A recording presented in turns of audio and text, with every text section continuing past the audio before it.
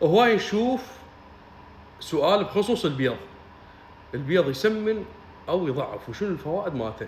تعالوا خليني اشرح لكم شرح بسيط وان شاء الله تستفادون. قبل كل شيء سووا حركه الاكسبلور المتابعه حتى غيركم يستفاد من هذا الحساب. البيض نعمه كلش كبيره وما حد ما يعرف شنو فوائده، خاصه البيض السلك للولد او للبنيه.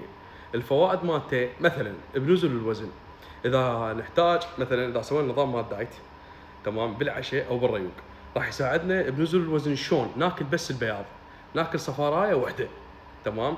او اذا كانت بناء عضلات يكبر، هو طبعا لو ما يسمن هو يكبر كتله عضليه تمام، خاصه اللاعب الحديد او البنيه او الولد. اكل مثلا 4 بيضات، واحده كامله او 2 كاملات واثنين بس البياض، هاي يكبر الكتله العضليه. والبنيه شنو الفوائد مالتها؟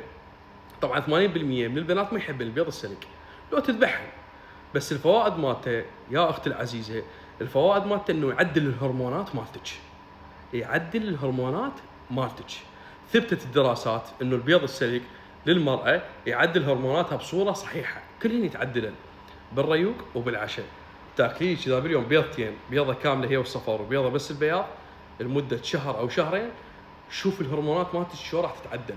نجي للولد، الولد اذا كنت مسوي نظام مال دايت تمام، تاكل 4 بيضات او 5 بيضات، تاكل 4 بس البياض والوحده كامله هي والصفار بالعشاء او بالريوق تمام.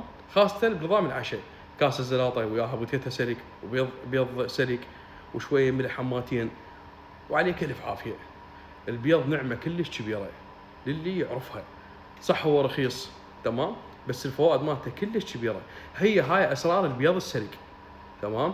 البيض الطق لا، البيض الطق لا يسمن اذا كان يعني هو اول ثالث راح تقلب دهن تمام. حتى اذا استخدم زيت زيتون فتاخذ كلك بيضه واحده اومليت تسموها، بس كلش كافي. فهاي فوائد البيض.